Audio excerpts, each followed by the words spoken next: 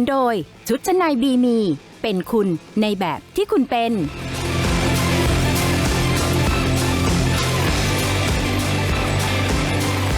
สวัสดีครับตอนนี้ทุกท่านเข้าสู่รายการถกไม่เถียงครับประเด็นที่ผมจะถกวันนี้นะฮะคุณผู้ชมครับ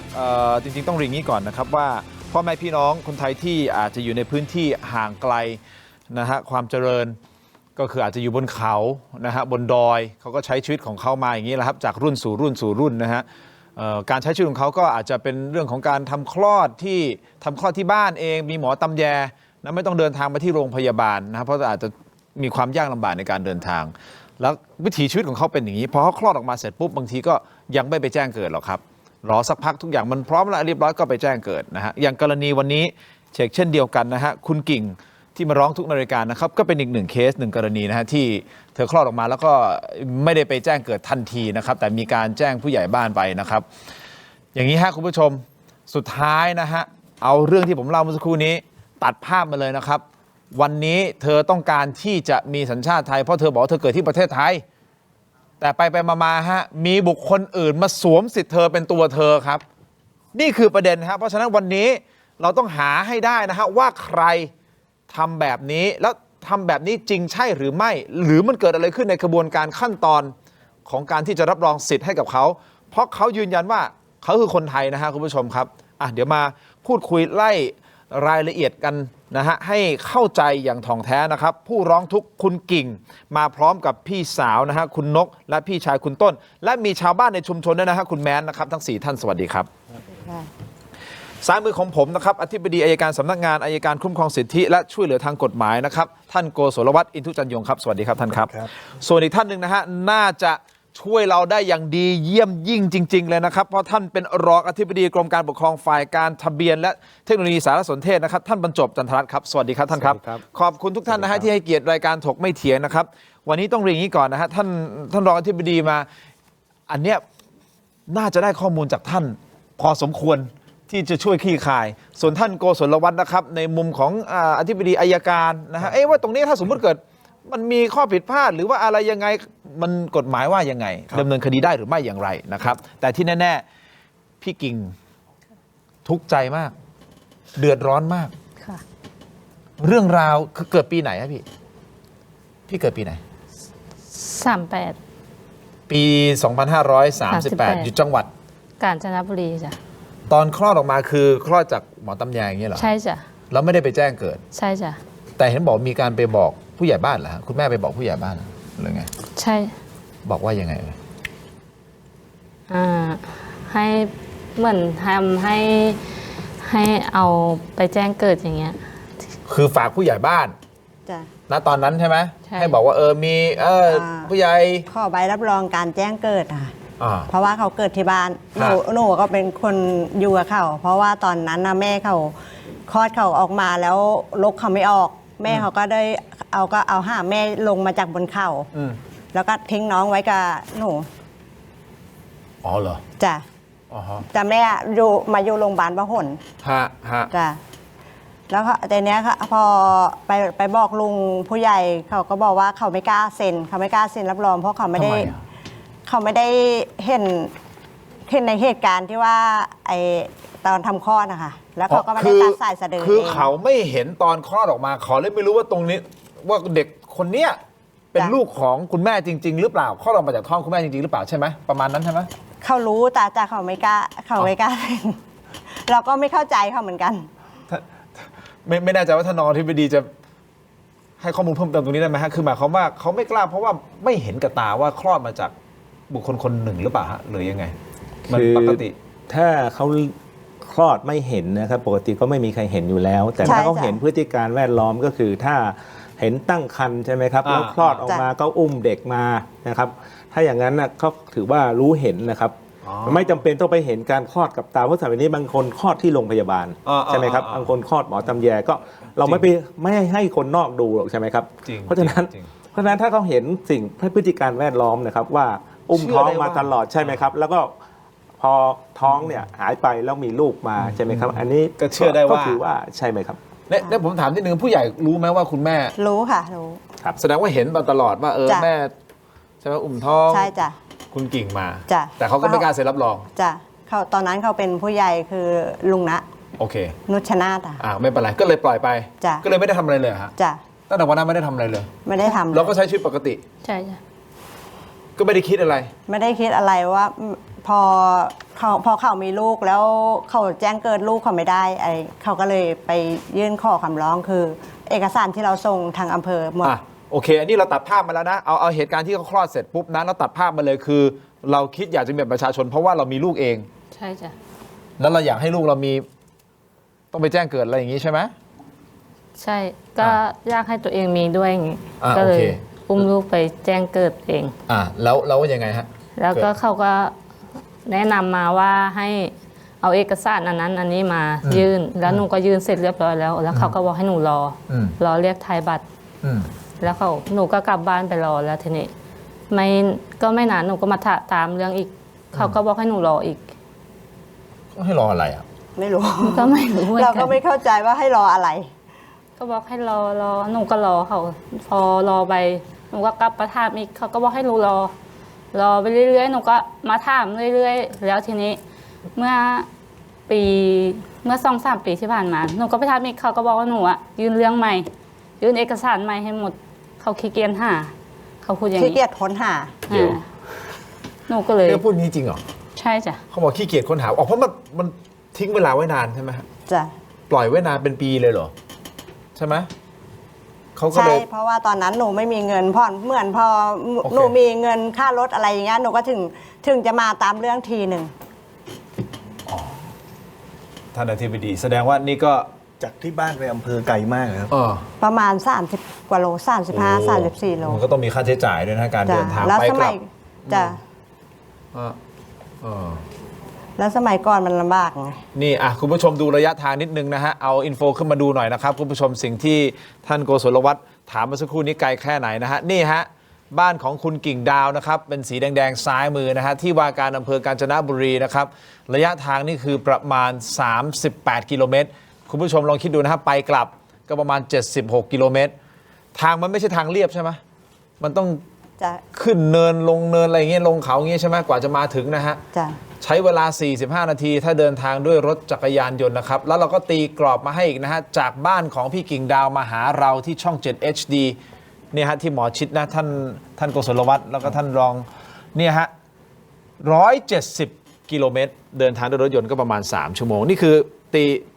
ตีภาพให้เห็นนะครับแล้ววันนี้เดินทางมากันยังไงอะครับ มากับรถจ้า มากันกี่คนนะครับ 11 คน เด็กน้อยด้วย เดี๋ยวก่อน ไม่มี นะ ใครอยู่บ้าน วันนี้มาที่สตูช่อง 7 ของเรา 11 คนเลยเหรอฮะโอ้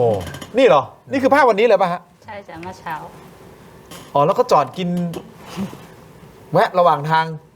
จ้ะพ่อหุงข้าวมากินเองค่ะ โอ้เอ็นดูอ่ะน่ารักมากเลยนะฮะ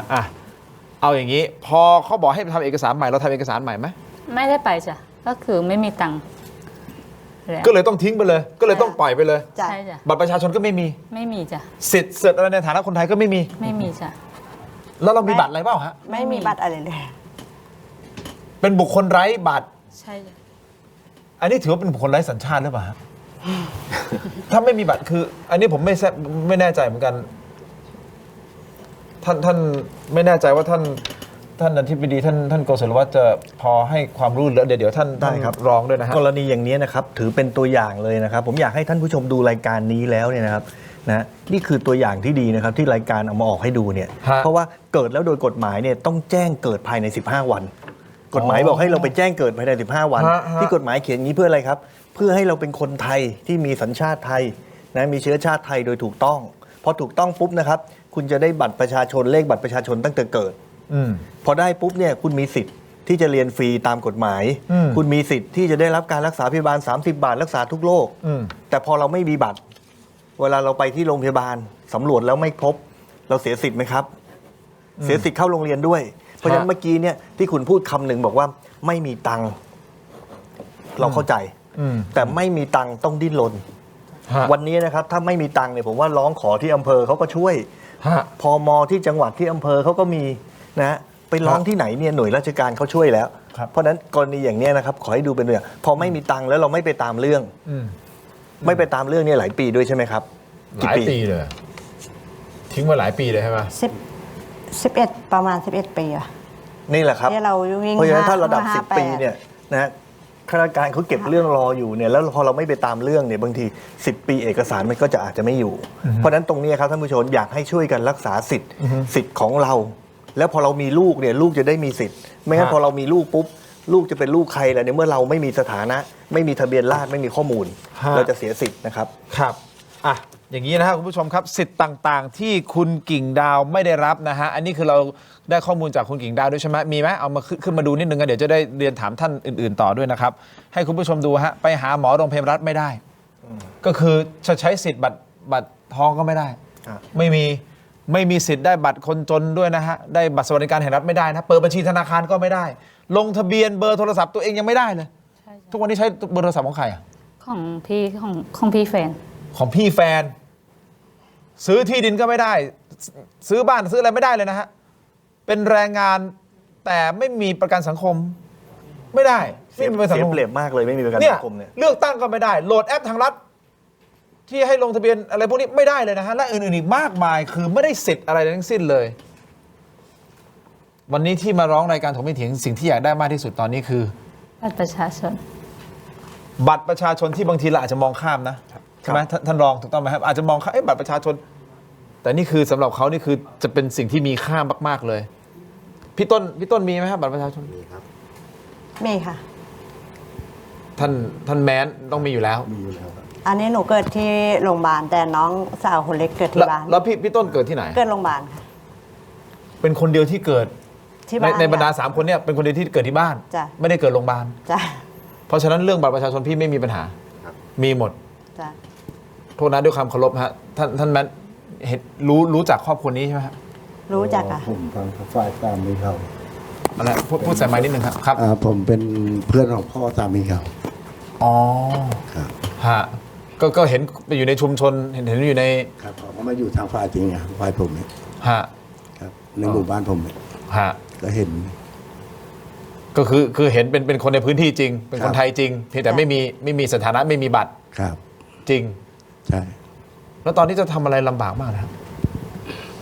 ฮะ ทำงาน ตอนนี้ลำบาก เข้างานก็ไม่ได้ ทำลำบากมากเลยทำงานคนเดียว อ่ะคุณผู้ชมครับเดี๋ยวนิดนึงผมอยากจะให้ดูแผนผังใช่ไหมฮะมีแผนผังขึ้นมาหน่อยนะครับให้คุณผู้ชมได้เห็นนะครับว่าในครอบครัวนี้จริงๆมีแค่คุณกิ่งใช่ไหมนี่ฮะคุณผู้ชมแผนผังครอบครัวนะครับคุณพ่อชำนาญท่านเสียชีวิตไปแล้วนะครับคุณแม่พรวนนะฮะท่านอายุ 67 ปีนะครับแล้วก็มีพี่สาวชื่อพี่นกเนี่ยนะฮะที่นั่งอยู่ในรายการนี้นะครับอายุ 46 ปี แล้วก็คุณณรงค์ชัยพี่ต้นนะฮะอายุ 32 ปีแล้วคุณกิ่งดาวอายุ 29 ปีนะครับและตรงนี้นะฮะคุณผู้ชมครับ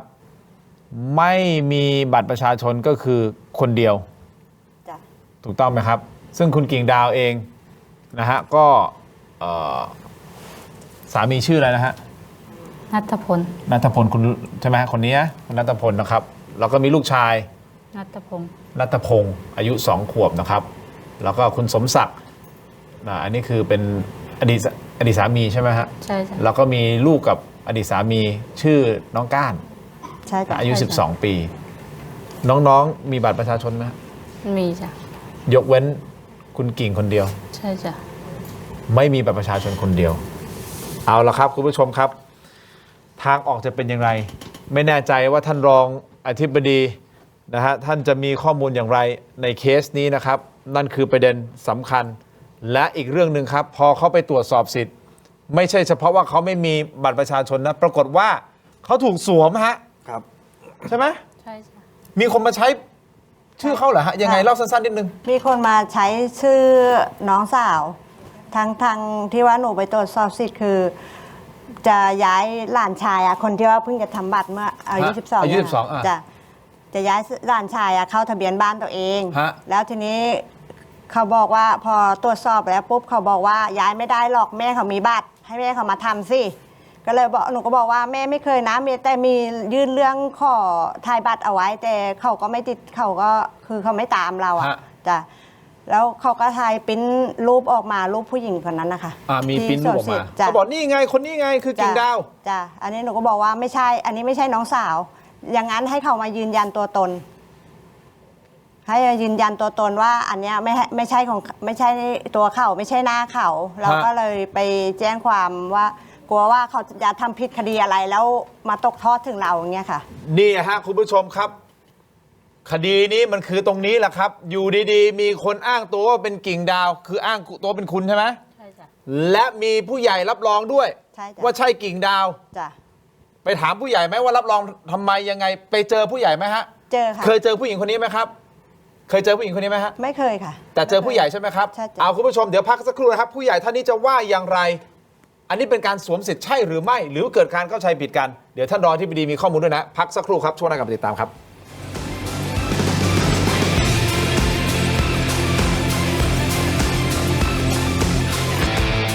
สนับสนุนโดย เริ่มต้นตรงจุดผลผลิตตรงใจ ปุ๋ยตรามงกุฎ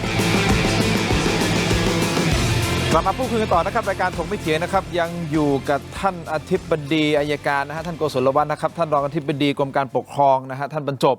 แล้วก็แน่นอนนะฮะผู้ร้องมาในรายการถกไม่เถียงคุณกิ่งนะฮะพี่นกพี่ต้นแล้วก็คุณแม้นนะฮะที่เป็นชาวบ้านในชุมชนที่ยืนยันเลยนะครับว่าเห็นครอบครัวนี้อยู่ในพื้นที่นี้ และก็ยืนยันว่าคุณกิ่ง ซึ่งตอนนี้เป็นคนเดียวที่ไม่มีบัตรประชาชนนะครับก็ยืนยันว่าเป็นน้องเราแท้ ใช่จ้ะ ๆเกิดจากท้องแม่เรา จ้ะ ทุกคนรู้จักหมด จ้ะ คนในชุมชนรู้จักหมดเลยใช่ไหมฮะ รู้จักหมดค่ะ ในหมู่บ้านเนี้ย จ้ะ เขาเห็นมาตั้งแต่ไหนแต่ไรเลยใช่ไหมฮะ ใช่จ้ะ ยืนยัน ยืนยันอ่ะ ผู้ใหญ่ก็รู้ จ้ะผู้ใหญ่ก็รู้ ไม่ว่าจะกี่ยุคกี่สมัยผู้ใหญ่กี่ท่านก็รู้ ใช่จ้ะ ว่าครอบครัวนี้คือ จ้ะ อยู่ตรงนี้ ใช่จ้ะ แต่ประเด็นมันอยู่นี่ฮะคุณผู้ชมครับ พอเขาพยายามที่จะไปทำเรื่องของบัตรประชาชนนะเพราะตอนที่เขาเกิดจากหมอตำแยนะเกิดที่บ้านก็อาจจะล่าช้าในการไปแจ้งเกิด แต่สุดท้ายเขามารู้ทีหลังว่ามีคนมาใช้ชื่อคุณในการสวมว่าเป็นคุณ แล้วมีภาพเอาภาพขึ้นมาอีกทีนึงได้ไหมฮะเป็นภาพนี้ฮะเพราะมีการยืนยันนะฮะท่านโกศลวัฒน์ ครับ นะท่านบรรจบฮะนี่ฮะเป็นผู้ใหญ่บ้านหมู่10นี่คือผู้ใหญ่บ้านคนปัจจุบันป่ะฮะ ใช่ค่ะ ยืนยันนะผู้ใหญ่บ้านคนปัจจุบันนะ ใช่ รู้จัก ค่ะ ใช่ไหมพี่ต้นรู้จักใช่ไหมโอเค และผู้หญิงคนนี้ฮะที่เขาอ้างว่าเป็นคุณกิ่งดาวก็คือที่นั่งอยู่ในรายการทางนี้ก็ยืนยันว่ากิ่งดาวคือคนนี้ ใช่จ้ะ ไม่ใช่คนในภาพ ไม่ใช่จ้ะ เคยเห็นคนในภาพไหม ไม่เคยค่ะ รู้จักไหมคนในภาพ ไม่รู้จั น้าก แมนเคยเจอไหม ไม่รู้ พี่ต้น ไม่เคยเห็น ไม่เคยเจอ แต่เอกสารนี้เขายืนยันว่าผู้ใหญ่บ้านเป็นคนรับรองเขานะใช่ไหมทีมงาน นี่ผู้ใหญ่บ้านเขาเป็นคนรับรองนะว่าคนนี้คือกิ่งดาวท่านรองอธิบดีตอนนี้ได้ข้อมูลเพิ่มเติมด้วยนะฮะว่าตกลงมันยังไง สุดท้ายเราไม่รู้จักเราไปถามผู้ใหญ่บ้านไหมฮะพี่นก ไปถามค่ะ เขาว่าไง เขา คือเขาบอกว่าเขาไม่รู้อ่า ผู้ใส่ใบว่าไงฮะเขาว่าไงนะพี่ต้น ทางอำเภอโทรไปนะ เขาบอกว่าเขาไม่รู้ทางอำเภอโทรไปให้เขามาเซ็นเอง แต่เรามีคลิปอัดบันทึกเสียงเขาไว้ เปิดคลิปฮะ ไม่รู้ว่าลูกใครแต่ที่รู้ว่ามีผู้ใหญ่ยืนคู่กับมันอ่ะมีผู้ใหญ่ยืนคู่กับมันด้วย ตอนเข้ามาเนี่ยก็บอกอ้างว่าเจ้าบ้านเซ็นรับรองเจ้าบ้านอะไรเจ้าบ้านยังไม่รู้เรื่องเลยเจ้าบ้าน อันนี้มาเข้ามาอยู่ตั้งปี48เอาวิทย์เอาไว้นะอันนี้ถ้ามันทำผิดกฎหมายเลยไอ้กิ้งโดนเต็มเลย มันก็คือว่ามันมีบัตรสีชมพูก็คือว่ามันมาทำเรื่องขอต่อบัตร แล้วมันมาเกี่ยวอะไรกับหมู่10บ้านเรา ทางอำเภอเขาบอกว่ามีผู้บ้านผู้ใหญ่ว่าจะมาต่อบัตร10 ปีก็เลยไปไงว่าในเมื่อทางอำเภอสอบแล้วเราก็ต้องไปยืนถ่ายรูปเพื่อยืนยันว่าอีคนนี้มันมาเดินเรื่องต่อบัตร10 ปีนะเพราะอีคนที่ถ่ายรูปคู่กันเนี่ยมันไม่ได้มีสถานะทางบัตรไงก็ถึงถามว่าแล้วทำไมเองถึงไม่มีใบเกิด ไอ้ที่ผมไปเจอกันที่อำเภอมันบอกว่ามันเกิดที่บ้านมันบอกว่าอ๋ออีคนนั้นนั่นแหละไม่ได้แจ้งเกิดก็เลยถามแล้วทำไมใช้นามสกุลนี้มันก็บอกว่าบอกว่ามันเกิดที่นี่ ต้องถามทางให้อำเภอว่า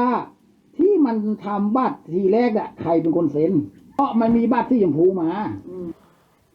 คุณผู้ชมครับนี่เป็นบางช่วงบางตอนนะที่มีการบันทึกเอาไว้นะฮะคุณผู้ชมครับเดี๋ยวเพื่อความเป็นธรรมกับท่านผู้ใหญ่บ้านท่านนี้ด้วยนะครับเดี๋ยวไปเรียนถามท่านเดี๋ยวผมถามท่านแล้วเดี๋ยวท่านรองอธิบดีนะท่านโกศลวัฒน์เดี๋ยวเราฟังไปพร้อมๆกันนะฮะก่อนที่เราจะแสดงความคิดเห็นเพิ่มเติมนะฮะเพื่อให้ความเป็นธรรมกับท่านด้วยนะครับท่านผู้ใหญ่บ้านหมู่10นะฮะท่านรุ่งเพชรอยู่ในสายกับเราครับสวัสดีครับท่านครับ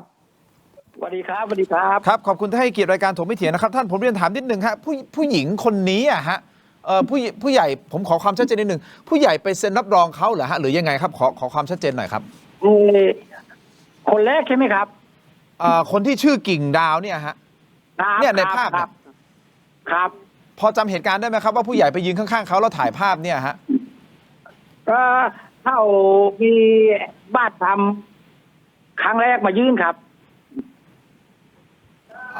หมายความว่าอะไรฮะ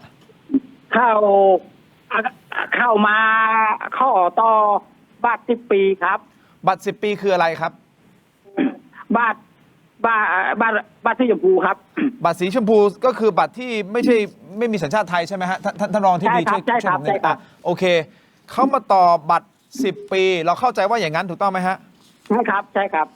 แล้วทำไมผู้ใหญ่ก็คือไปรับรองเขาในเรื่องนี้อย่างเดียวเหรอฮะหรือยังไงครับผมก็คือว่าเขามีบัตรแต่ทำครั้งแรกมายื่นด้วยครับฮะแล้วผมก็ถามชื่อถามว่าชื่ออะไรนามสกุลอะไรพ่อแม่ชื่ออะไรเรียนโรงเรียนไหนชื่ออะไรคือว่าเขาตอบได้หมดทุกอย่างครับโอเคถ้าเขาต่อบัตรสีชมพูแล้วตอนนี้เขามีบัตรสีขาวสีเขาเรียกสีขาวไหมท่านรองแต่ที่ปกติบัตรประชาชนปกติสีฟ้าใช่ไหมสีชมพูแต่ที่เรามีปกติที่มีสัญชาติไทยคือเป็นบัตรสีฟ้าสีน้ำเงินเขาเรียกสีน้ำเงินใช่ไหมครับบัตรตอนนี้เขามีบัตรสีน้ำเงินไหมฮะอะไรครับเขามีบัตรสีน้ำเงินไหมฮะตอนเนี้ยหรือยังเป็นบัตรสีชมพูอยู่ครับยังเป็นบัตรสีชมพูอยู่ครับยังเป็นบัตรสีชมพูอยู่เหรอฮะครับผมแล้วทำไมเขาไปชื่อซ้ำกับคนที่นั่งอยู่ในรายการตอนนี้ชื่อกิ่งดาวนามสกุลเดียวกันด้วยใช่ไหมใช่ค่ะใช่ครับทำไมไปซ้ำได้ล่ะครับท่านผู้ใหญ่ไม่เข้าใจครับตรงนี้ครับไม่เข้าใจเหรอฮะครับผมเดี๋ยวท่านผู้ใหญ่ต้องปิดทีวีก่อนนะฮะผู้ใหญ่อย่าเพิ่งดูทีวีนะครับไม่งั้นเดี๋ยวคุยกันไม่รู้เรื่องนะครับครับแป๊บครับปิดทีวีแป๊บหนึ่งนะฮะฟังทางนี้แหละครับปิดอย่างผมยังได้ยินเสียงตัวเองเลยปิดทีวีก่อนแป๊บนึงนะฮะโอเคไม่ทราบว่าเขาทำไมถึงมีชื่อนี้เหรอครับชื่อกิ่งดาวเนี่ยฮะใช่ครับแล้วสรุปเขาไม่ใช่คนไทยใช่ไหมฮะหรือยังไงครับใช่ครับใช่ครับนี่คือความหมายคืออะไรไม่ใช่คนไทยหรือว่าใช่คนไทยก็คือว่าเข้ามาไอ้บ้านเขามันหมดอายุครับโอเคท่านผู้ใหญ่ฮะตอนนี้คือเกิดข้อสงสัยฮะว่ามีการสวมชื่อคนที่นั่งอยู่ในรายการผมอะฮะตอนนี้คือข้อสงสัยเฉยๆนะครับไม่ทราบว่าท่านผู้ใหญ่จะตอบคำถามได้ไหมฮะว่าเนี่ยผมสงสัยทำไมมันเหมือนเป็นการสวมชื่อใช่หรือไม่ครับ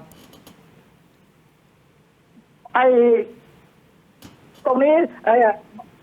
ไม่เข้าใจนะครับว่าเพราะผมมาแต่ต่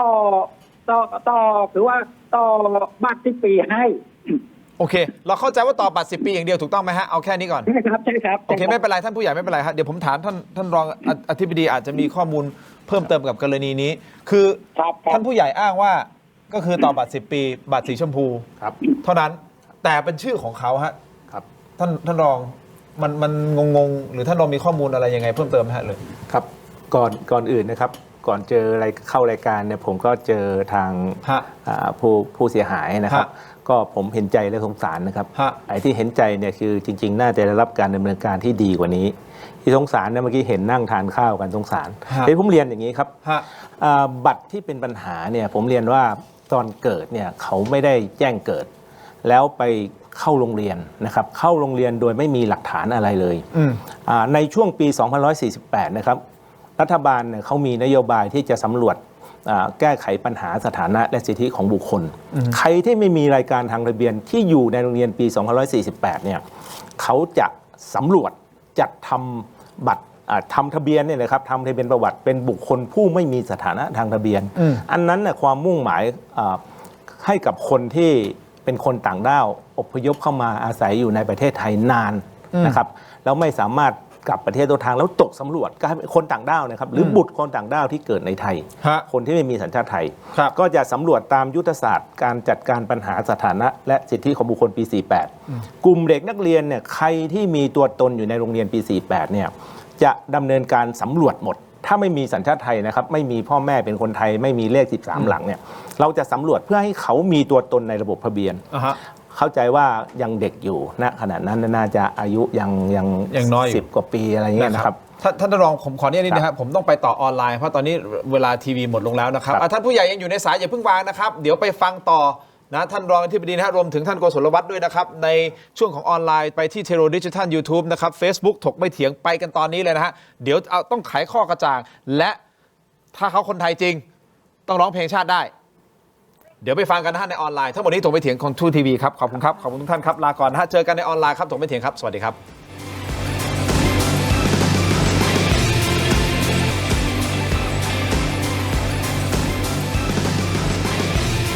กลับมาต่อนะครับรายการถกไม่เถียงนะครับมาพูดคุยกันต่อเลยนะครับท่านผู้ใหญ่บ้านติดต่อไปสายหลุดไปนะครับติดต่อผู้ใหญ่บ้านเพราะยังมี 2-3 คำถามที่อยากจะถามท่านเพราะท่านยืนยันกับผมเมื่อสักครู่นี้บอกว่าท่านไปรับรองเรื่องของการต่อบัตรสีชมพูบัตรสีชมพูของคุณกิ่งดาวที่อยู่ในรูปเอารูปมาอีกทีนึงได้ไหมฮะที่ข้างๆเนี่ยเพื่อคุณผู้ชมได้เห็นคือภาพนี้แหละฮะภาพที่เขาไปยืนรับรองบอกว่าผู้หญิงคนนี้คือกิ่งดาวแล้วเขามาต่อบัตร10 ปีสีชมพูนะครับแต่ปัญหามันเกิดขึ้นเพราะว่าคุณกิ่งดาวนามสกุลเนี่ยคือคนนี้ทูวินโดมานี่คือคนนี้อันนี้ผมฟังเรื่องราวก่อนนะเขายืนยันว่าคือคนนี้คุณกิ่งดาวไม่ใช่คนในภาพแล้วคนในภาพคือใครแต่สุดท้ายฮะในข้อมูลตรงนี้นะครับในใบนี้นะฮะคือมันไม่ใช่บัตรสีชมพูนะท่านโกศลวัฒน์ท่านรองอธิบดีฮะมันคือการต่อบัตรหรือทำบัตรคนที่ไม่มีสถานะทางทะเบียนคือบัตรสีขาวขาวหลังชมพูครับขาวหลังชมพูอ๋อเขาเรียกอย่างนี้นะฮะขาวหลังชมพูคือถ้าเป็นชนกลุ่มน้อยกลุ่มเดิมมันจะเป็นบัตรสีชมพู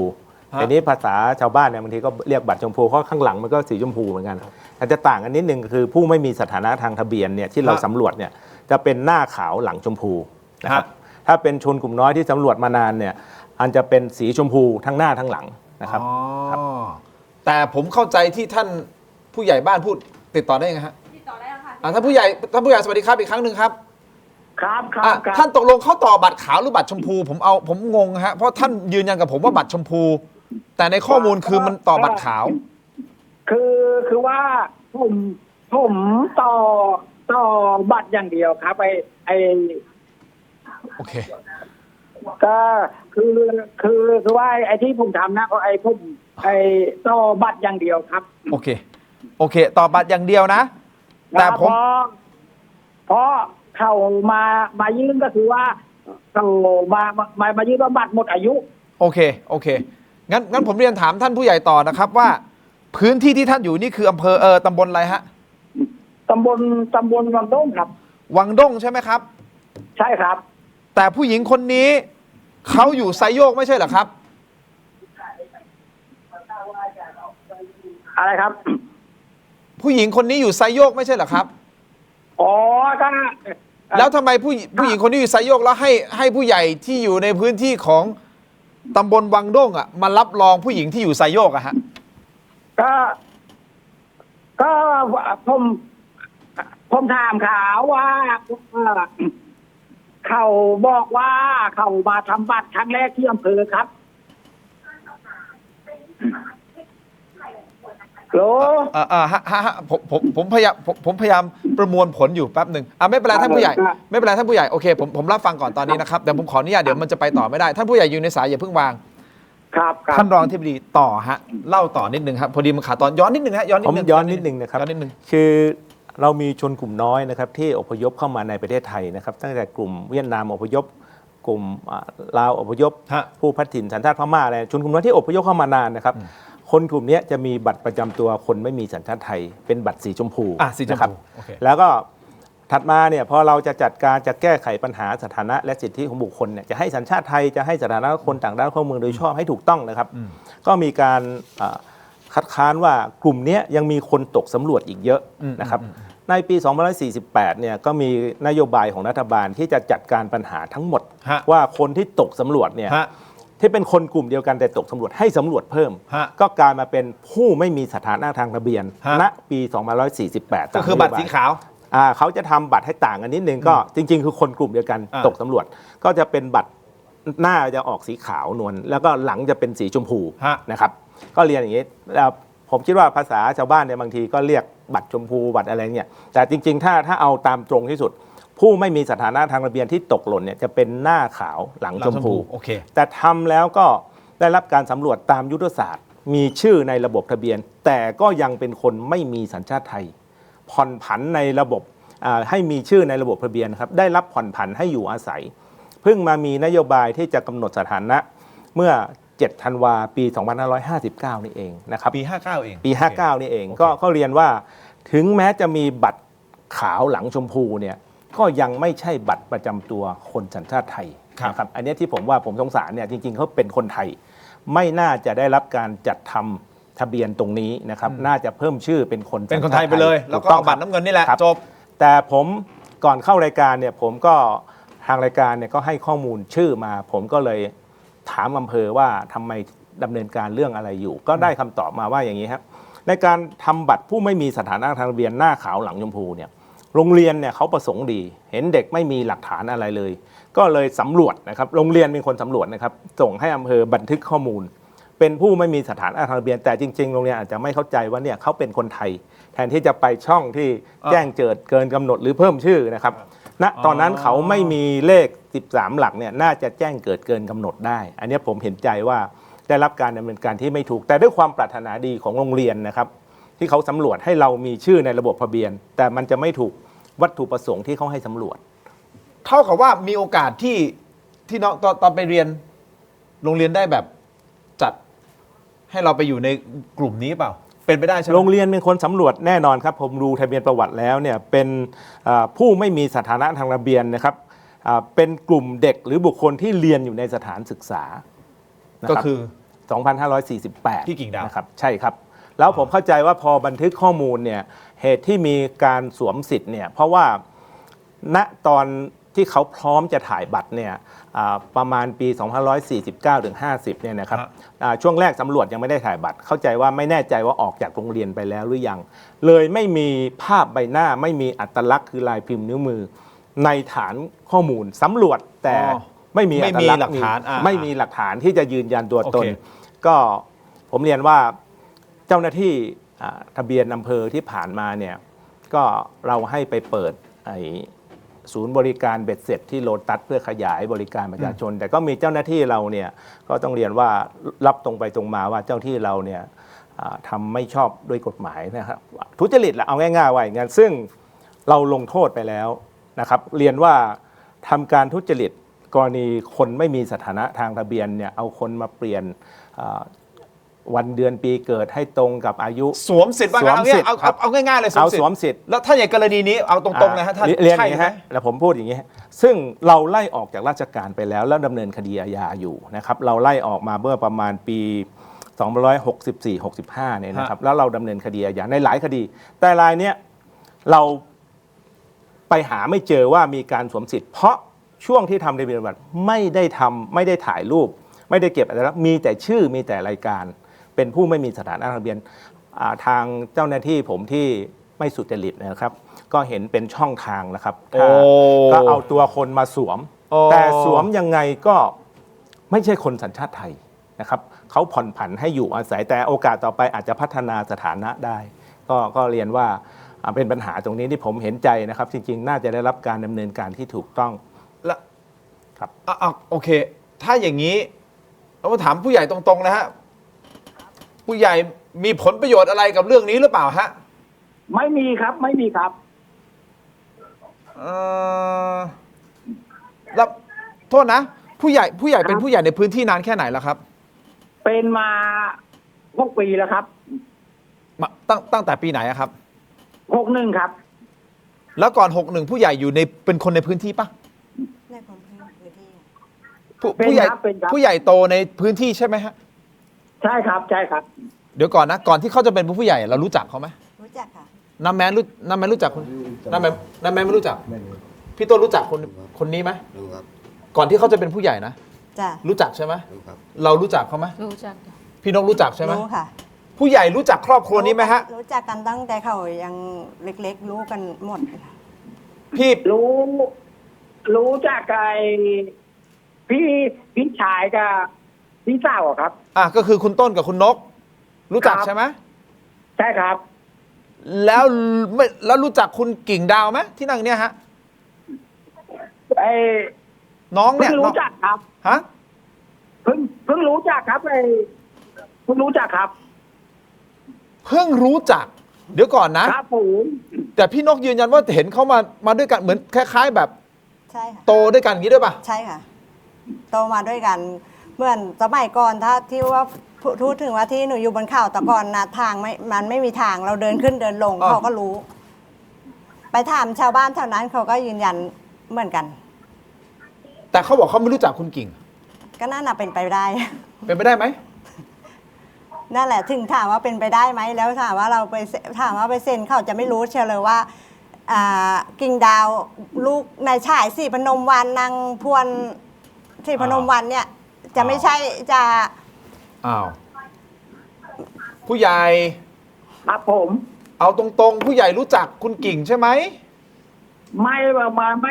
ไม่รู้จักครับเพิ่งจะเห็นเนี่ย ไอ้เมื่อตอนเข้าไปอำเภอเนี่ยครับ อ้าวแต่ผู้ใหญ่รู้จักพี่นกนี่ รู้จักพี่ต้นนี่ รู้ครับรู้ครับ เขาก็เรียนอยู่นี่ตั้งแต่เล็กตั้งแต่คลอดมา เขาก็ไม่ได้เด็กมากแล้วก็คืออายุก็ไม่ได้ห่างกันมากขนาดนั้นนะ ใช่จ้ะ ผู้ใหญ่ไม่เคยเจอเลยเหรอ ครับ แต่คนในรูปบ้านยืนยันได้ว่าคือนี่คือน้องสาว ครับ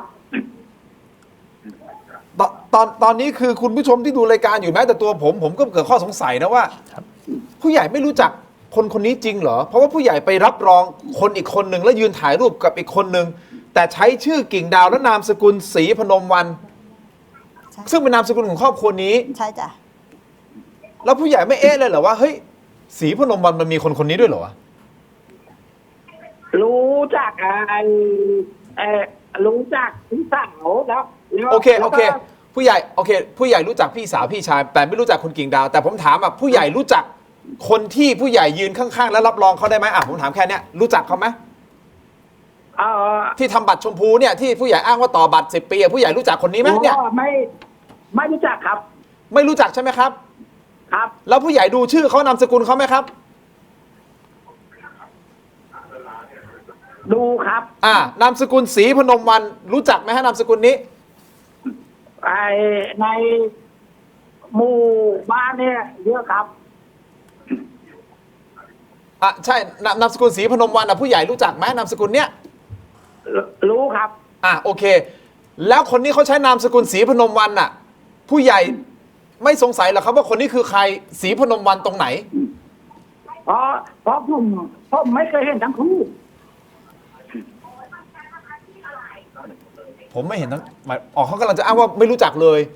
แล้วก็บอกมีนามสกุลกิ่งดาวศรีพนมวันน่าจะเป็นญาติของนกกับต้นมั้งแต่อย่างนี้ใช่ไหม ใช่ครับ แล้วทำไมถ้าเป็นญาติทำไมผู้ใหญ่ไม่บอกว่าคนนี้ไอ้คนนี้ใช่น้องเปล่าหรืออะไรชื่อใช่น้องเปล่าเองรู้จักเปล่าทำไมถึงไม่ถาม โอเค อย่างนี้นะฮะท่านโกศลวัฒน์ครับแป๊บหนึ่งไม่แน่ใจว่าท่านจะมีพอความคิดเห็นอะไรตรงนี้นะถึงตอนนี้ท่านพอมีความคิดเห็นอะไรไหมฮะดูมันรักษาสิทธิ์ของเขา กระบวนการทุกอย่างเนี่ยนะครับเวลาถึงเจ้าหน้าที่ฝ่ายปกครองเนี่ยครับเขาจะมีกระบวนการสอบสวน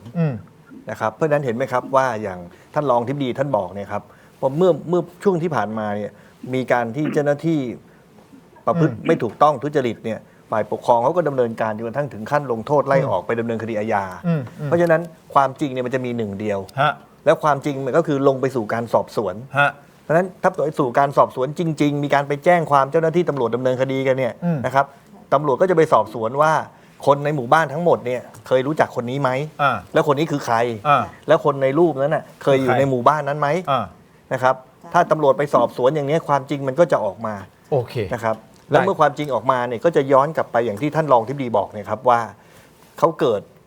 นะกับหมอตำแยจึงไม่ได้เกิดที่โรงพยาบาลเพราะไม่ได้เกิดโรงพยาบาลก็ไม่ได้แจ้งเกิดเพราะฉะนั้นช่องทางเนี่ยเขาไม่ใช่คนที่ไร้สัญชาติหรือว่าไม่ได้คนที่ไม่ได้เกิดในประเทศไทยเขาไม่ใช่คนอพยพนะก็จะไปหาความจริงแล้วความจริงก็จะมาสู่การสอบสวนของฝ่ายปกครองแล้วฝ่ายปกครองก็จะทำถูกต้องแล้วก็ให้ความยุติธรรมกับทุกฝ่ายครับเพราะตอนนี้สิ่งที่เขาต้องการมากที่สุด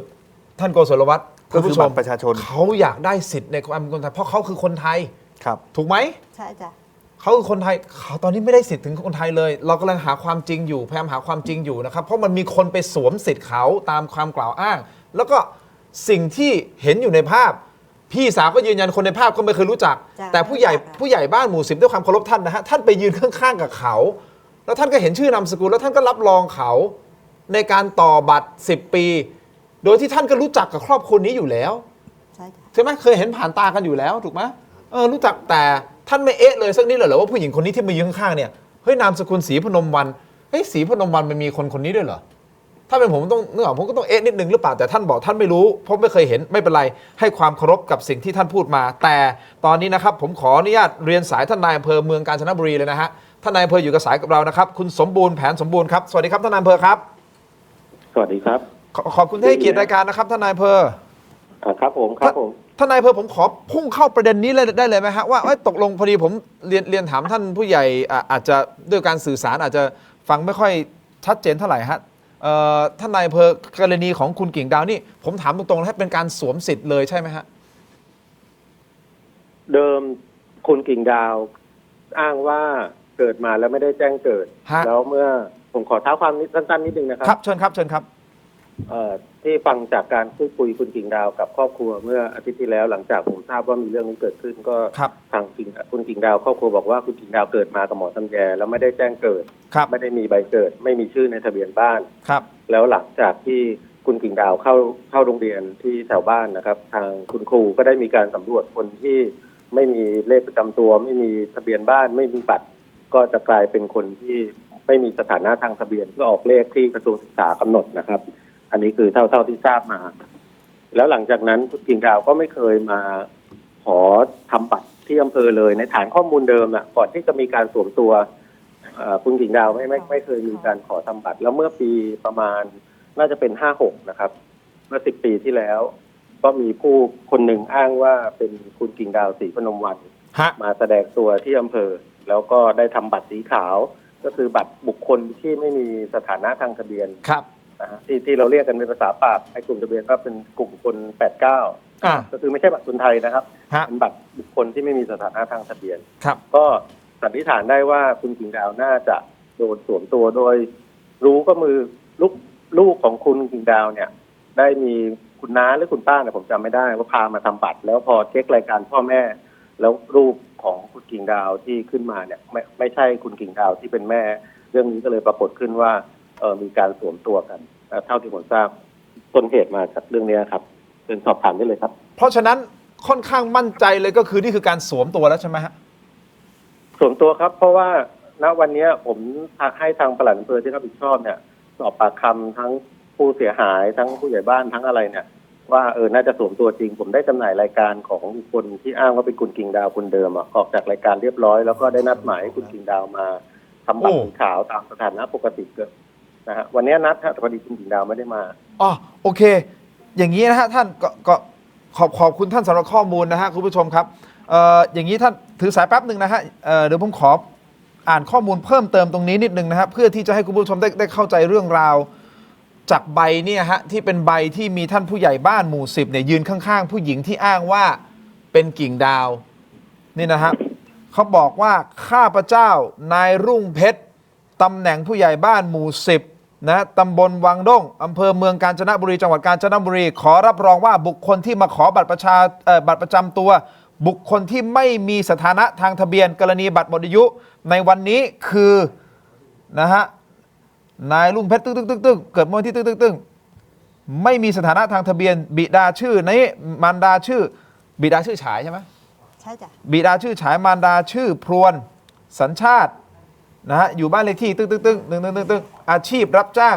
ผู้ขอมีบัตรเป็นเจ้าของรายการที่แท้จริง เป็นบุคคลที่ข้ารู้จักเป็นอย่างดี และเป็นบุคคลเดียวกับเอกสารที่นำมาประกอบเป็นหลักฐานในการดำเนินการในครั้งนี้จริง จึงลงลายมือชื่อไว้เป็นหลักฐาน ผู้ใหญ่บ้านรุ่งเพชรผู้ใหญ่บ้านหมู่10ตำบลวังด้งและมีการลงชื่อนางสาวกิ่งดาวศรีพนมวรรณผู้ให้ถ้อยคำ ในนี้ไม่มีลงลายมือชื่อพี่นิมเปิดจาก iPad แล้วให้คุณกิ่งดาวดูลายมือก็ได้ค่ะว่าเป็นลายมือเขาไหมนี่นะฮะผมมีภาพที่มีลายมือชื่อนี่ลายมือชื่อเราปะ ไม่ใช่ เราเซ็นชื่ออย่างนี้ปะ ไม่ใช่ เซ็นชื่อไงครับเซ็นชื่อไงครับ หาต้นเขียนต้นไม่เขียน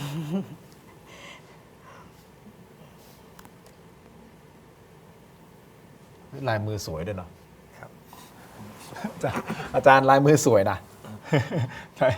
สวยกับผมเยอะเอาไว้ดีกว่าเวลาเซ็นอย่างนี้ โทษนะฮะด้วยความเคารพบางคนละลายเซ็นกันเลยนะฮะคุณผู้ชมผมแค่เปิดเผยอันหน้าได้ไหมนี่นะเขาเซ็นอย่างนี้แล้วก็เป็นข้างหลังโทษทีไม่รู้เห็นหรือเปล่านี่ผมขอปิดข้างหลังนามสกุลทีมงานหาโฟกัสแป๊บหนึ่งนี่ได้นะครับนี่ได้โอเคเดี๋ยวผมขออนุญาตเปิดจาก iPad นี่นะครับนี่เห็นไหมผมขอปิดนามสกุลนะนี่กิ่งดาวกับเมื่อกี้นี้กิ่งดาวเขียนกันคนละแบบโอเคนะครับแต่ท่านผู้ใหญ่บ้านบอกกับผมเมื่อกี้นี้บอกว่าไม่รู้จักผู้หญิงคนนี้แต่ในนี้หนังสือเอกสารสำนักทะเบียน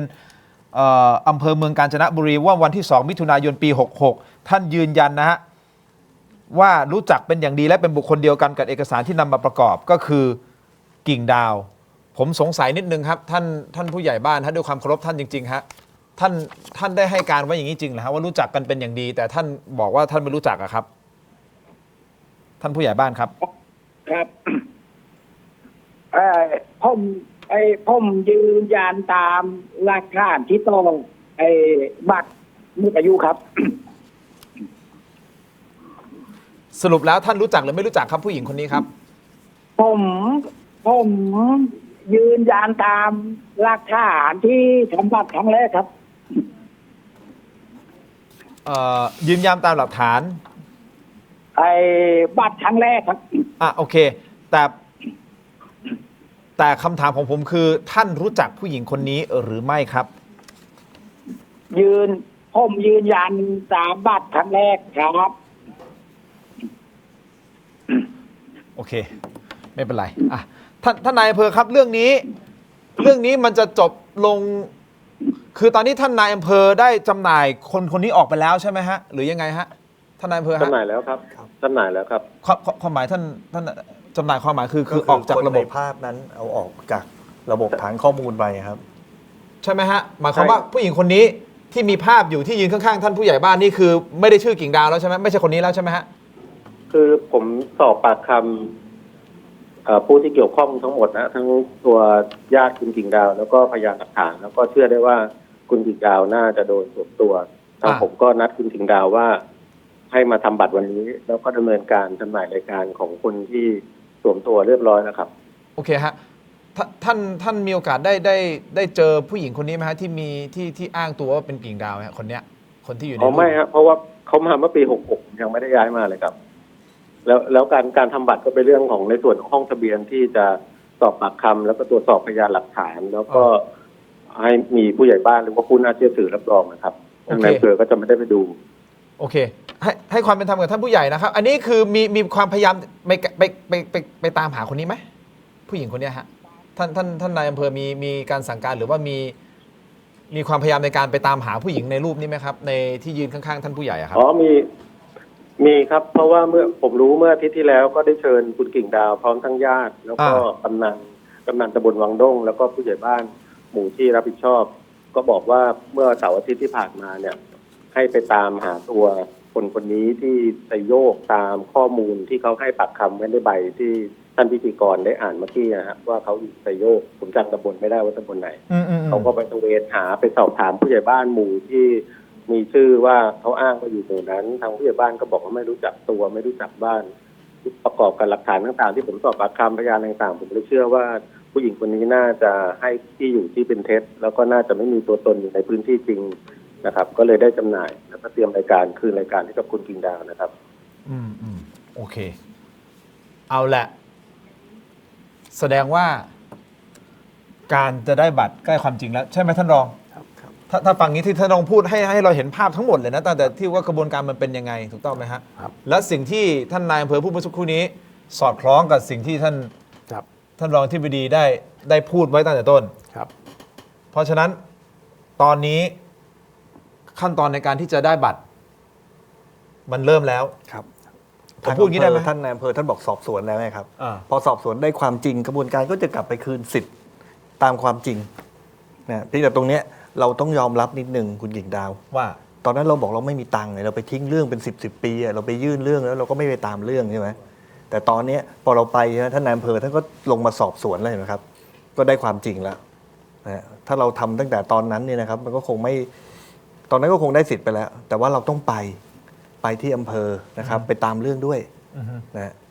แต่ถ้าตอนนี้เท่าที่ฟังท่านนายอำเภอนะครับฟังท่านรองทิพย์ดีพูดเนี่ยไม่ต้องห่วงแล้วครับนะกฎหมายทุกอย่างเนี่ยคือความจริงกฎหมายให้ความยุติธรรมแล้วเขาไปสอบสวนหาความจริงแล้วก็คืนความยุติธรรมให้ครับท่านรองทิพย์ดีครับผมเรียนอย่างนี้นะครับคือถ้าเอาแบบง่ายๆเนี่ยคือทำเหมือนที่พูดกันคือคืนสิทธิ์ในบัตรตัวนี้ก่อนใช่ไหมครับพอมีคนสวมเนี่ยทางนายอำเภอเขาจำหน่ายแล้วสำนักทะเบียนกลางก็จำหน่ายแล้วถ้าผมตรวจสอบนะครับจำหน่ายกรณีที่ทำบัตรโดยมิชอบนะครับเราจะต้องสอบสวนดำเนินคดีไม่ได้ปล่อยผ่านไปเฉยๆเรื่องการสวมตัวแต่เมื่อผิดตัวเนี่ยที่ผู้ใหญ่บ้านบางส่วนก็พูดถูกก็คือมีการสวมตัวตั้งแต่2556นะครับก็ด้วยการที่เราไม่ได้ทำบัตรตั้งแต่แรกที่ทำทะเบียนปี48นะครับก็พอในปี2566เนี่ยเขาดูในอัตลักษณ์ดูหน้าใช่ดูลายนิ้วมือที่ใช่เปรียบเทียบกันเนี่ยก็จะเชื่อแต่ปลัดอำเภอเนี่ยที่ท่านมาใน66เนี่ยท่านไม่ได้รู้เห็นที่ในเรื่องการสวมตัวท่านก็ถึงแม้จะหน้าจะเหมือนมือจะเหมือนก็ยังไม่เชื่อก็ยังให้ผู้ใหญ่บ้านมารับรองทีนี้ถ้าถามผมเนี่ยผู้ใหญ่บ้านถ้าไม่รู้จักจริงๆเนี่ยก็ไม่ควรรับรองเพราะตัวเองไม่ได้รู้จักใช่ไหมครับไม่รู้แต่ประเด็นหนึ่งคือมันไม่มีรูปถ่ายเขาก็เลยดูตามฐานที่มีในปี2556นะครับครับอันนี้ก็ต้องไปสอบสวนกันต่อไปว่าด้วยเจตนาที่มารับรองเนี่ยผมฟังแล้วมันไม่ถูกต้องคือเราไม่รู้จักเราไปรับรองเขาไม่ได้ไปยืนยันกับเจ้าหน้าที่ไม่ได้ครับอันนี้คือได้ความเป็นธรรมกับท่านผู้ใหญ่ด้วยนะครับใช่ไหมที่ท่านรองอธิบดีพูดให้ความเป็นธรรมเพราะอะไรเพราะว่าในหนังสือฉบับนี้เขียนเองไงฮะว่าใช่ไหมเป็นบุคคลที่ข้ารู้จักเป็นอย่างดีและเป็นบุคคลเดียวกันกับเอกสารที่นำมาประกอบเป็นหลักฐานมันเกิดข้อนี้ขึ้นไงครับถูกต้องพอมันข้อนี้ขึ้นปุ๊บมันก็คงจะปฏิเสธเรื่องมันเอกสารอ่ะมันไม่ได้เมคขึ้นมาแล้วคุณเขียนมันเซ็นอย่างเงี้ยนึกออกไหมฮะมันก็ต้องรับผิดชอบก็เรียนท่านว่าเมื่อเกิดกรณีทุจริตใครที่เกี่ยวข้องทั้งผู้อนุมัติเราสอบสวนหมดครับถ้าใครผิดเราดำเนินการทางคดีหมดแล้วก็ทั้งทางคดีทางวินัยครับอันนี้ให้ความเป็นธรรมคือยังไม่ได้บอกว่าท่านผิดถูกต้องไหมฮะยังไม่ได้บอกว่าท่านผู้ใหญ่บ้านผิดนะอย่าเพิ่งเข้าใจนะฮะอย่าเพิ่งเข้าใจผิดนะฮะยังไม่ได้บอกว่าท่านผิดแต่ต้องสอบสวนเพียงแต่ว่ามันตรงนี้นิดนึงเพราะว่าเขาบอกว่ารู้จักก็ยืนยันว่ารู้จักผู้ใหญ่บ้านคนนี้รู้จักก่อนที่ท่านจะเป็นผู้ใหญ่บ้านตั้งแต่ปี61ก่อน61ด้วยซ้ำใช่ไหมใช่จ้ะมันก็เลยสงสัยไงตั้งแต่เล็กๆพอรู้จักกันเนี่ยก็น่าจะแบบคุ้นเคยบ้านนี้ใช่ไหมใช่จ้ะบ้านนี้เนี่ยศรีพนมมันก็มีไม่กี่คนเนี่ยพี่น้องมันมีแค่นี้แหละอยู่ดีๆมันมีอีกคนนึงโผล่มาหน้าตาก็ไม่คล้ายกันด้วยนะเอาด้วยความเคารพใช่จ้ะเหมือนเราป่ะคนในรูปไม่เหมือนคนละทรงเลยนะความที่จริงเขาก็ต้องน่าสงสัยเฮ้ยไอ้ต้นไอ้คนเนี้ยเรียกมาว่าเขาก็รู้จักใช่ไหมรู้จักไอ้ต้นรู้จักหนูเขาต้องเรียกมาเฮ้ยไอ้นกไอ้คนเนี้ยมันใช่น้องสาวเองเปล่าเนี่ยเขามาให้ไอ้ลายเซ็นทำบัตรเนี่ยเราใช่ไหมใช่จ้ะเราจะเลยทันทีใช่จ้ะอ๋อนี่ไงน้องสาวกิ่งดาวใช่มันคนละคนกับที่มาที่ตรงนี้นี่ใช่จ้ะเขาก็ต้องมายืนยันต้องมาบอกเราแต่อันนี้เขาไป ซ็นเฉย โอเค ๆอันนี้เราก็ไม่ได้ ได้ โทษใคร ได้ครับท่านนายอำเภอครับรบกวนอีกทีนึงฮะท่านนายอำเภอสมบูรณ์ครับ ครับผม เอ๊ะเท่าที่ผมทราบมาเหมือนมีข้อมูลว่า เหมือนทางอำเภอต้องให้ไปตรวจ DNA มีข้อมูลนี้ไหมฮะแล้วเขาต้องไปตรวจไหมฮะหรือว่าไม่ต้องตรวจแล้ว DNA อ๋อก็อย่างที่ท่านรองอธิบดีได้กล่าวเมื่อกี้นะครับว่าณตอนนี้เราตรวจสอบแล้วว่าคุณกิ่งดาวเนี่ยโดนสวมสิทธิ์ทางเราก็เพิกถอนคนที่เชื่อว่า โอเค เขาสวมแล้วขั้นตอนต่อไปคือเราต้องคืนสิทธิ์ก็คือ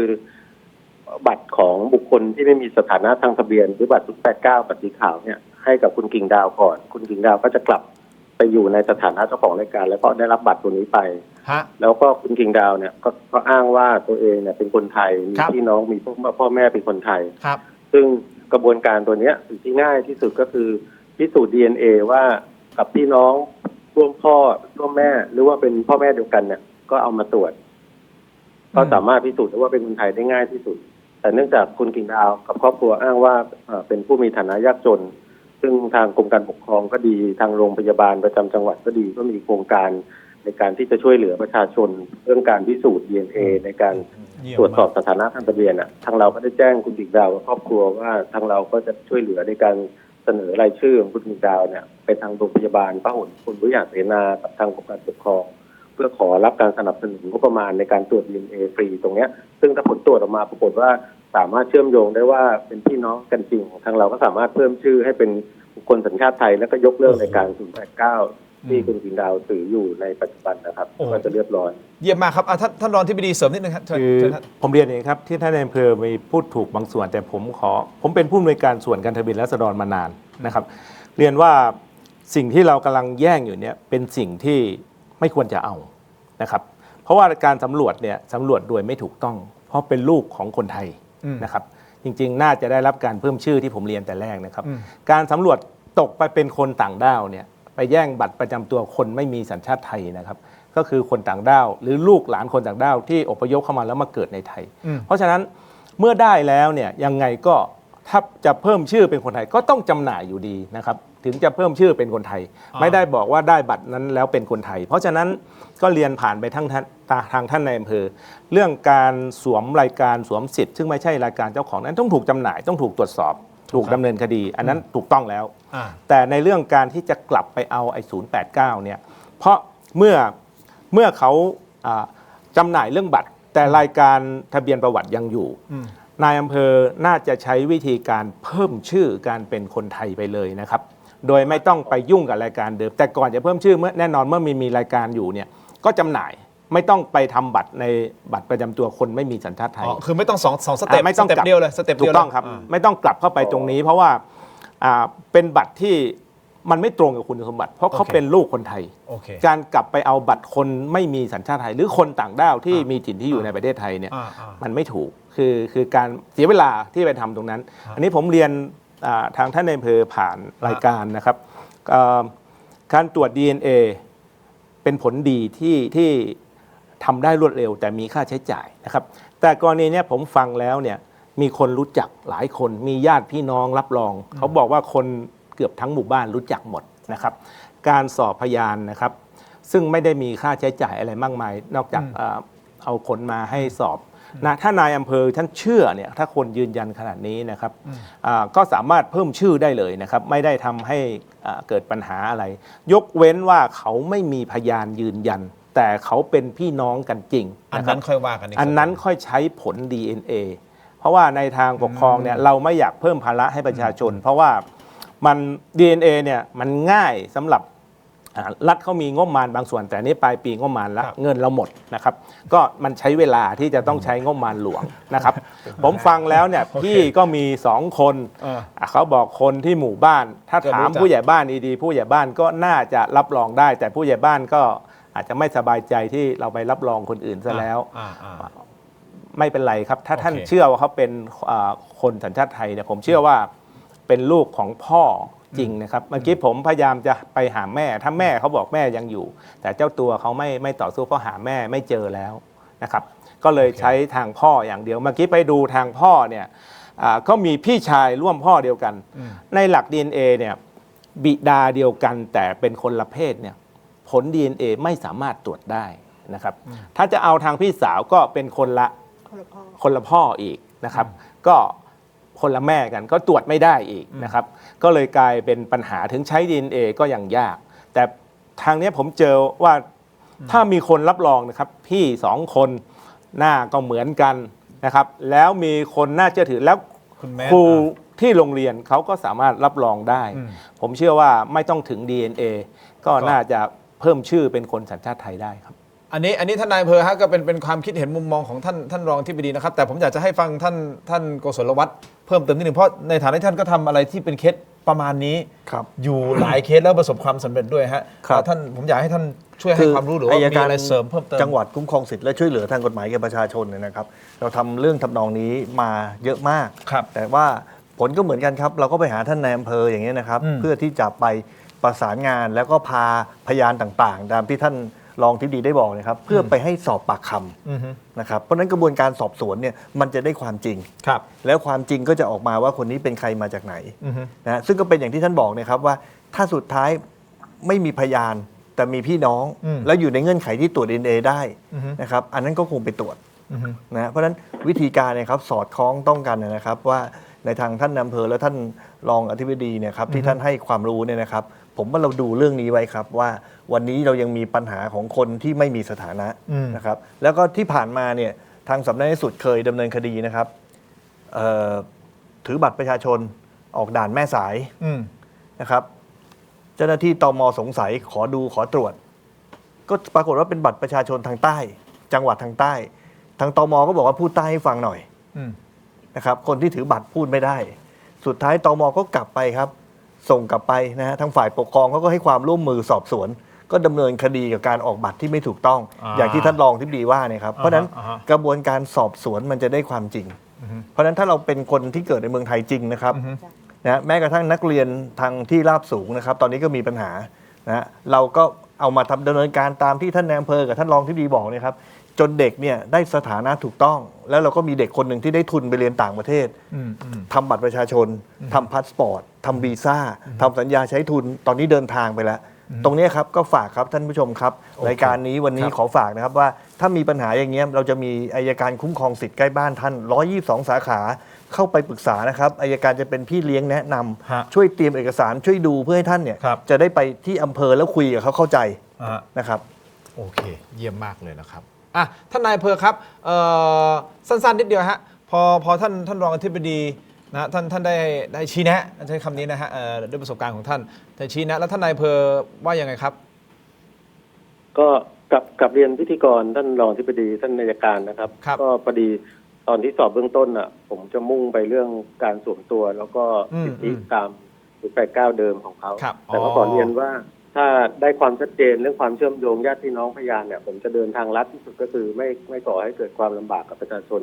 ก็ตามที่ท่านรองอธิบดีได้กรุณาให้คำแนะนำเป็นประโยชน์มากครับเดี๋ยวผมก็จะดูว่าถ้าทางนั้นสะดวกกว่าแล้วมีพยานหลักฐานเพียงพอแต่กระบวนการเพิ่มชื่อน่าจะสะดวกและรวดเร็วโดยที่ไม่ต้องรองบประมาณหรือว่าใช้การตรวจ DNA นะครับผมพร้อมที่จะดำเนินการแก้ไขปัญหาให้ประชาชนครับโอ้โหเยี่ยมมากเลยท่านนายผมต้องขอชื่นชมท่านมากๆเลยนะฮะจริงๆชื่นชมท่านทุกท่านเลยฮะท่านอัยการท่านรองอธิบดีรวมถึงท่านนายอำเภอนะฮะโอ้แบบพูดชัดเจนแล้วก็เห็นถึงปัญหาอย่างแท้จริงแล้วก็แก้ไขปัญหาให้กับประชาชน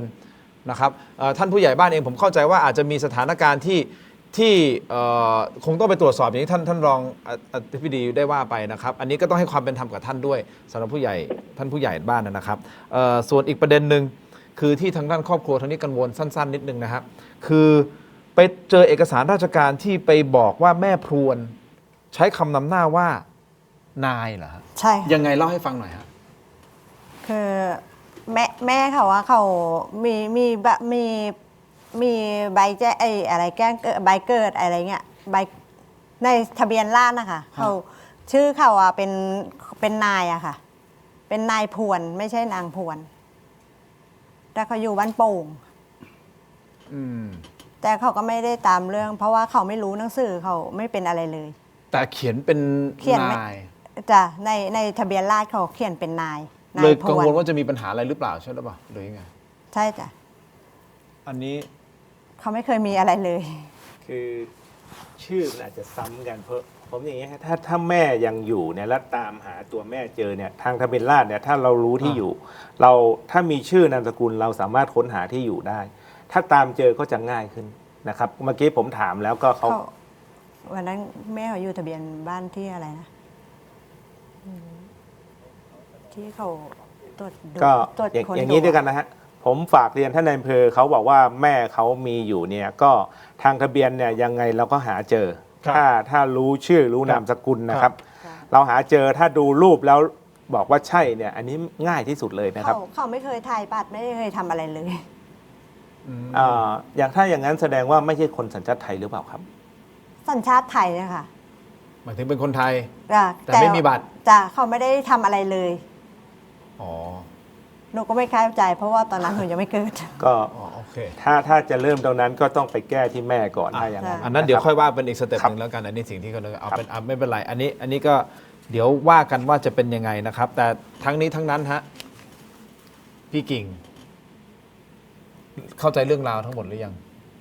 เดี๋ยวผมสรุปสั้นๆให้พี่กิ่งทราบนะสิ่งที่พี่กิ่งต้องการก็คือว่าอยากได้บัตรประชาชน เพราะเราเป็นคนไทย ใช่จ้ะ ถูกต้องไหมครับ ใช่จ้ะ แต่สิ่งที่มันเกิดขึ้นก็อยู่ดีๆ ที่เราพูดกันผมสรุปรวมนะคุณผู้ชมจะได้ไม่งงก็คือว่ามันมีคน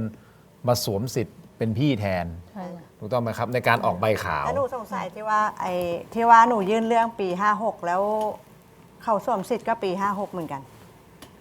ผมถึงไม่มั่นเราถึงบอกว่าต้องไปสอบอย่างที่ท่านรองอธิบดีพูดนะฮะอย่างที่ท่านกฤษณวัฒน์พูดด้วยก็คือต้องไปสอบทั้งหมดท่านนายอำเภอพูดนั้นต้องไปสอบ ใช่ ย้อนกลับไป แต่ผมเอ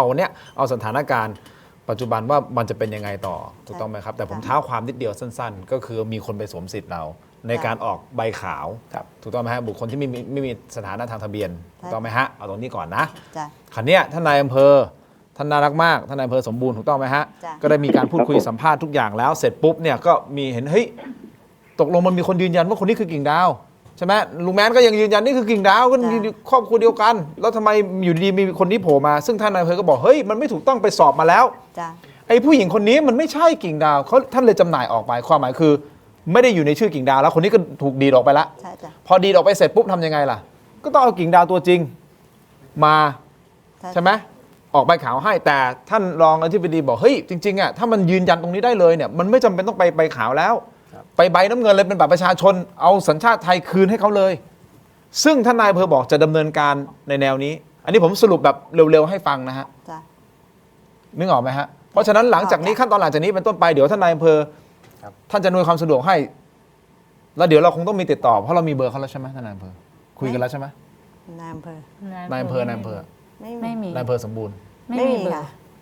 เขา แต่เขาบอกมีการพูดคุยกับ จ้ะ แล้วใช่ไหม จ้ะ อ่ะ คุย ไม่เป็นไร กับเขาแล้วค่ะ เดี๋ยวหลังจากรายการนี้เดี๋ยวท่านก็คงดำเนินการตามขั้นตอนต่อไป เขาบอกว่าเขาไม่รู้เขาเพิ่งจะย้ายมา โอเคไม่เป็นไรแต่ท่านตอนนี้รู้เรื่องหมดแล้วนะครับเดี๋ยวก็ดำเนินการต่อไปงั้นผมขอกรอบเวลานิดนึงครับท่านนายอำเภอครับท่านนายอำเภอคิดว่าขั้นตอนทั้งหมดเนี่ยมันจะครบถ้วนสมบูรณ์ในระยะเวลาประมาณเท่าไหร่ครับ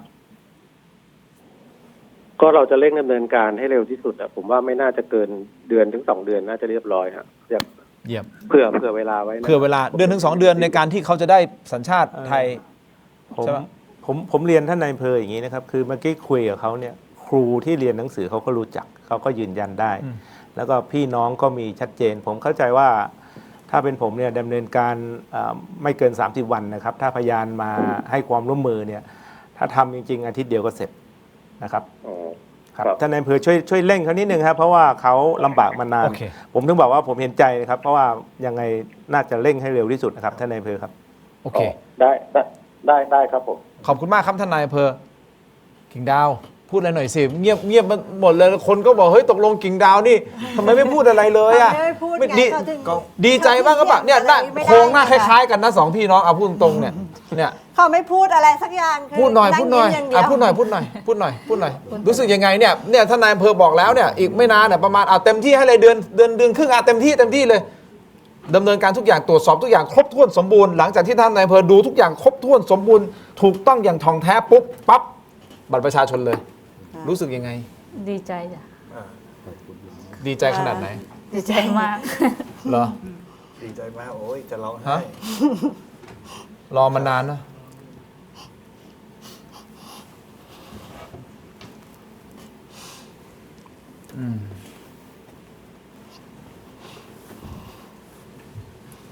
ดีใจจนพูดไม่ออกเหรอฮะ จ้ะ โอ้พี่นกก็น้ำตาไหลเลยนะพี่ต้น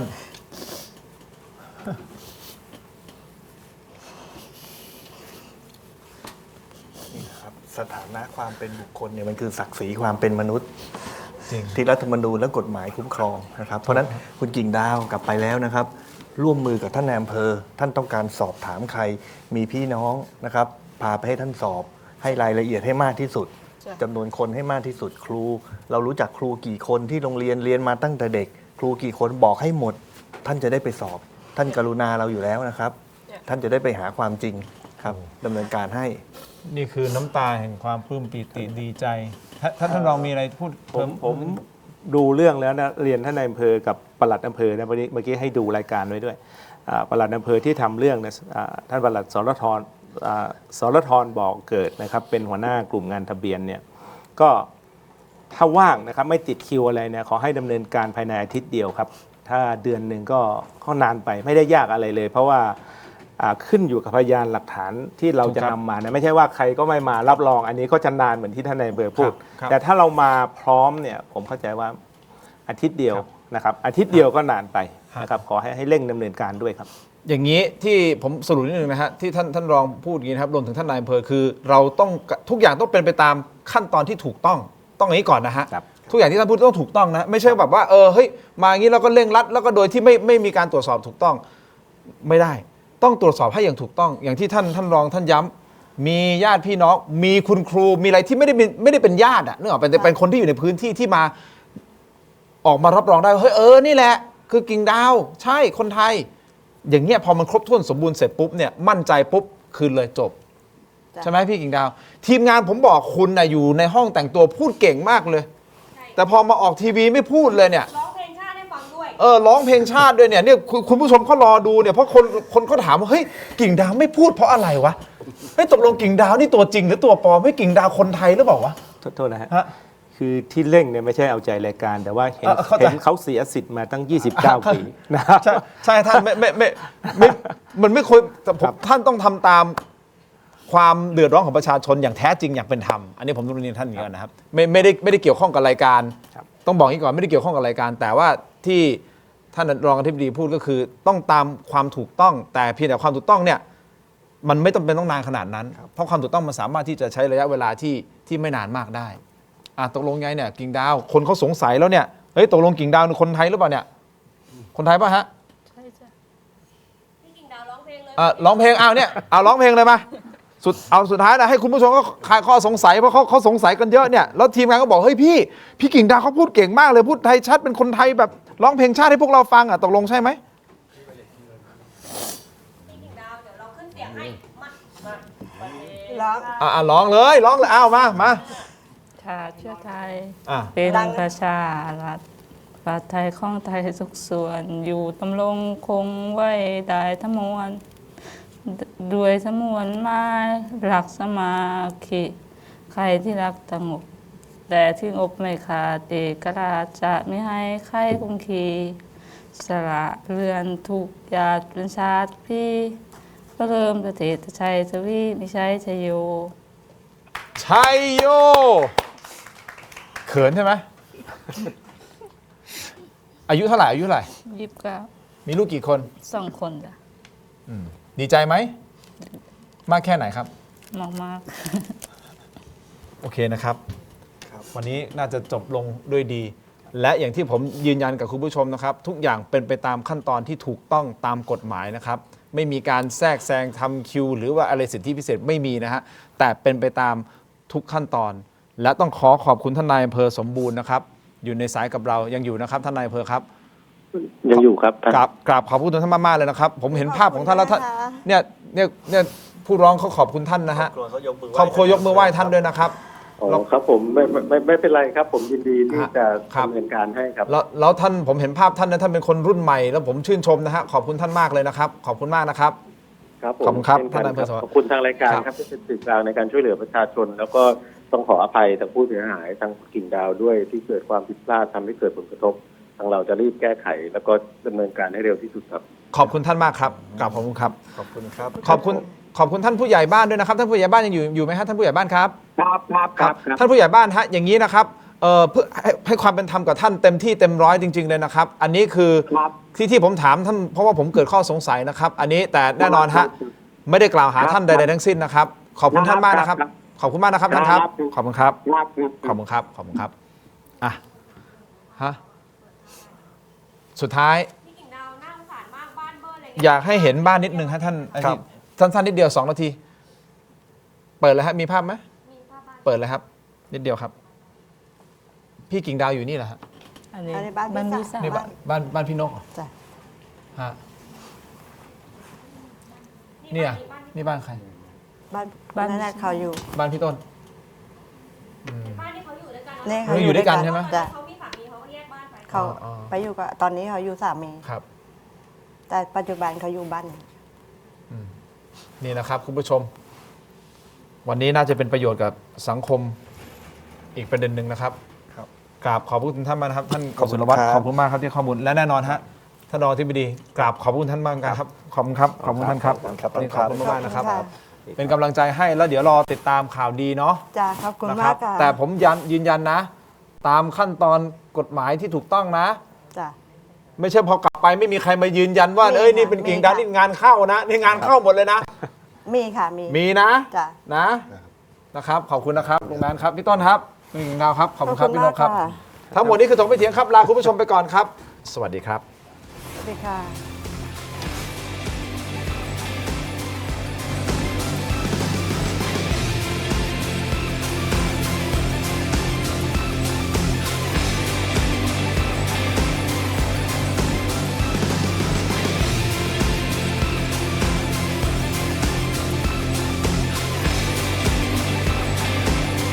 มีคุณผู้ชมถามเข้ามามากมายนะครับว่าถกไม่เถียงมีวิธีการร้องทุกข์อย่างไร เรามีขั้นตอนง่ายๆ ดังต่อไปนี้ครับ เริ่มต้นจากสแกน QR Code นี้เลยครับ จากนั้นนะครับท่านก็เข้าสู่หน้า Inbox ของรายการถกไม่เถียง เพียงท่านกดคำว่าเริ่มต้นระบบอัตโนมัติจะส่งลิงก์ที่ทีมถกไม่เถียงสร้างขึ้นมาให้แก่ท่านนะครับรับรองว่าเป็นลิงก์ที่ปลอดภัยกดเข้าไปได้เลยครับเมื่อเข้าไปถึงหน้านี้นี่นะฮะแค่นี้นะครับท่านก็พิมพ์เรื่องราวร้องทุกข์มาได้เลยนะครับแต่ผมมีทริค3 ข้อสำหรับการร้องทุกข์เข้ามาในรายการถกไม่เถียงนะครับ 1. เขียนเรื่องราวร้องทุกข์ของท่านให้ละเอียดชัดเจนและสรุปโดยง่ายที่สุดนะครับข้อที่ 2 เขียนชื่อเบอร์โทรของท่านให้ครบถ้วนสมบูรณ์ที่สุดและข้อที่ 3 ถ้าท่านมีภาพคลิปวิดีโอกล้องวงจรปิดหรือหลักฐานต่างๆนะครับส่งเข้ามาที่ inbox ของเราได้เลยครับเพียงเท่านี้นะครับเรื่องราวร้องทุกข์ของท่านก็จะเข้าสู่ระบบหลังบ้านของถกไม่เถียงอย่างแน่นอนนะครับอย่าลืมนะครับเดือดร้อนไร้ที่พึ่งนึกถึงถกไม่เถียงหากคุณไม่อยากพลาดถกไม่เถียงตอนเด็ดๆและไม่อยากพลาดเทคนิคความรู้แนวทางในการต่อสู้กับปัญหาที่สักวันหนึ่งอาจจะเกิดขึ้นกับคุณก็ได้นะครับอย่าลืมกดไลค์กดแชร์กด subscribe กดกระดิ่งช่องเทโรดิจิทัลนะครับเป็นกำลังใจให้กับถกไม่เถียงด้วยครับ